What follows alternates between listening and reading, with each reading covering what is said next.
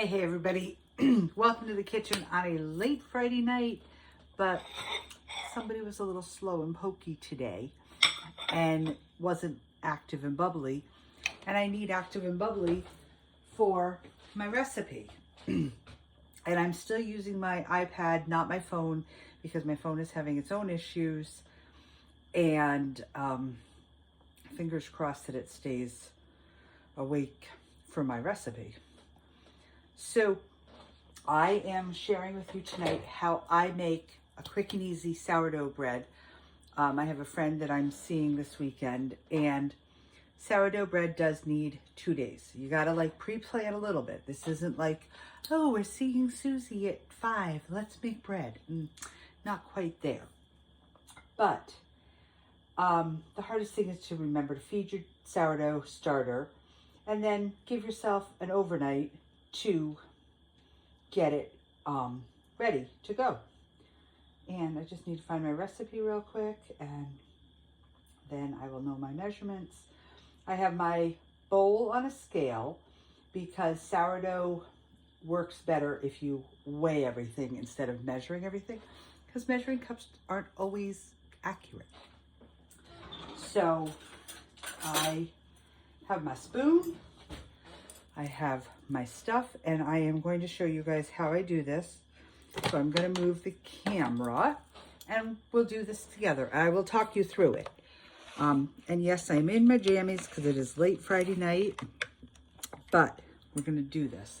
So into my container that is on my scale is underneath this bowl. See if I can get that down a little bit more. There you go. You can see my scale right here. I am going to put 475 grams of all-purpose flour. I normally use bread flour. I haven't picked up my bread flour for my fall baking yet, so we're using AP flour. 475 is what we're going for. I have zeroed my scale with my bowl on it, and that's what I will zero out every time in between adding things. And we are going to dump because I need 475, and it's taking forever. So I'll pour in until I get to about 400, and then I'll stop and I'll measure the rest by spoonful so I don't go over. So I'm at 390, 420, 445. The other thing to always remember when you do sourdough is any utensils you use, put them in cold water. Wipe your utensil before you put it into water so you don't get too much sourdough starter down your sink. It's not great for pipes, I guess. Okay. What are we doing? 477. Okay. We are as close to 475 as I can get without going under. Now I need 100 grams of active bubbly starter. This is active, this is bubbly. You can see the bubbles. That's a big old bubble right there. So I'm going to zero my scale and pour to 100. Because it's easier to pour than scoop so you don't get all goopy. Come on. Hello, wake up. There we go. She's not loving the temperature right now. I did have to run her, sit her on the warm stove to try and get her a little more awake. It's a little chilly in my house for her. Okay, there's 100. Now I have that much left. That has been fed, that is active. So I'm just gonna put my lid on it. Tomorrow I will deal with this whole jar mess because she overflowed yesterday, and I was busy today and didn't get a chance to clean the jar up, and I didn't want to take that time when I was trying to get her fed. Okay, I'm back to zero. I need 325 grams of flour, of water, and I'm just going to use a measuring cup to do that, but I'm just going to weigh it rather than measure it. And what did I say? 325.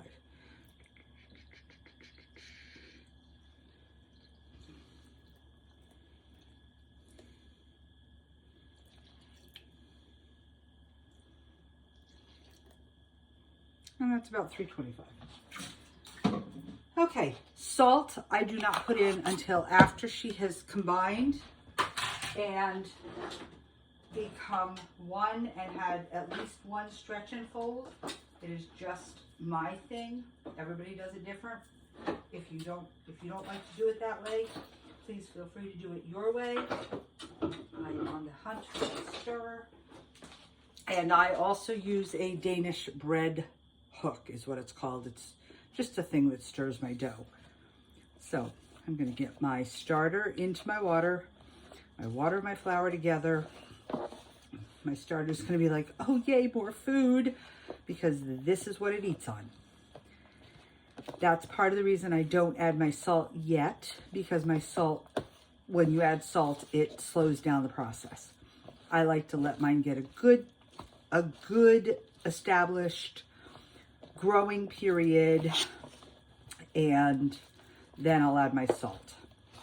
Now, I am not going to do a ton of stretch and folds on this dough because it's 10:30 at night. So what am I going to do? Well, I'm going to mix it up till it's shaggy right now. I'm going to put the lid on it, let her sit for about half an hour, come in and do a couple of big stretch and folds, not just the little ones. I'm going to do the big ones. I'm going to do some big ones. Let it sit another 15-20 minutes, do another set, and then I'll add my salt.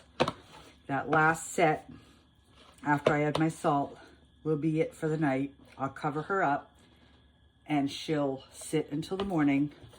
When I take her out, I shape her.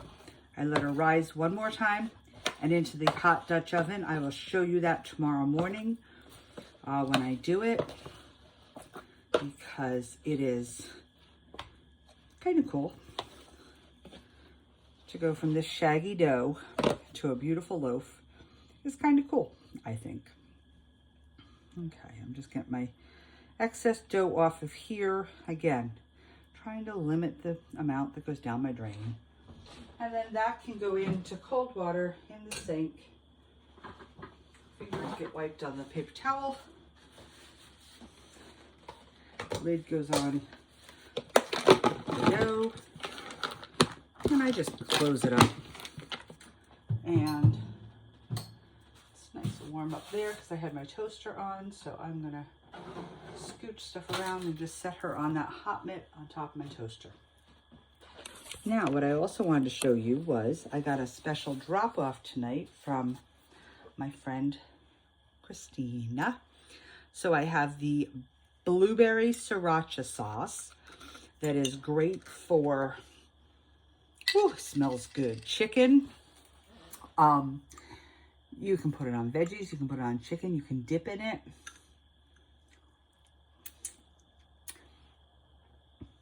Ooh, it is yummy. It's blueberry, but it has heat behind it. So if you like that sweet first and then heat, ribs would be great on ribs. Would be great like mixed into burgers that you're going to cook on the grill. I'm trying to block that light and it's not working, but that's okay. Chicken that you want to do, you can do it on the grill or bake it with this. Yummy. Oh, that is yummy. Other little thing I got is the Tuscan herb chicken packet, and it's got some recipes on the back to do a casserole, to do baked pieces. A lot of different things you can do with this. It's just an herb mix. I got a, what is it called? Safe cutter knife. Now, these are very sharp, but it's not pointed. So if you've got a little guy or a younger kiddo learning how to help you and cut, this would be something they could use. It would be good to do tomatoes with. It would be good to do, you know, carrots. They could kind of saw through them. So that's the My Safe Cutter knife. And then, and I have this still sealed because it's going to go into my travel bag. This is the Pampered Chef paring knife. a basic paring knife, but I carry, when I travel, I have a big tote bag that has plastic silverware in it, napkins always, salt and pepper, sugar, and it always has a knife and a bottle opener. Wine, beer bottle opener. Well, my knife got broken, and so I needed a new one. My girlfriend did not know this, but she brought me a new knife to go into my tote bag. So this will go into my tote bag when I travel. That way, if we're someplace and we have, you know, Coronas and you need limes cut, or you're making margaritas and you need limes and lemons cut, or you need to, you know, cut a piece of meat, whatever. Salami. You go on a, you know, you're going on a quick charcuterie board picnic and you forgot to cut the salami. You brought the salami, you forgot to cut the salami. Cut your salami. You're good to go. So, guys, that is my quick live for tonight on how to get started on your sourdough bread. Like I said, I am going to take my dough. I'm going to show you early because I just want you to know what I'm talking about. To do stretch and folds. Rings off. To do stretch and folds, literally, back down to the bowl. Okay, my bowl is here. Instead of doing top to middle, bottom to middle, sides in and putting it over, I'm going into the middle and doing a lift and fold. And it's still a little gooey because it's not ready to be played with quite yet. The flour has not absorbed all that water yet. But that's all I'm going to do. And when I do it and it gets further along, it's going to get very long and strengthened. And that's what you want. That's the only reason we do stretch and folds, is to strengthen your dough, strengthen your gluten chains, your, you know, your fermentation. You're not trying to pop bubbles, but that is what we're doing. And now you see I've got dough all over me that I've got to kind of pick off as much as I can so that I can not have it everywhere in my kitchen.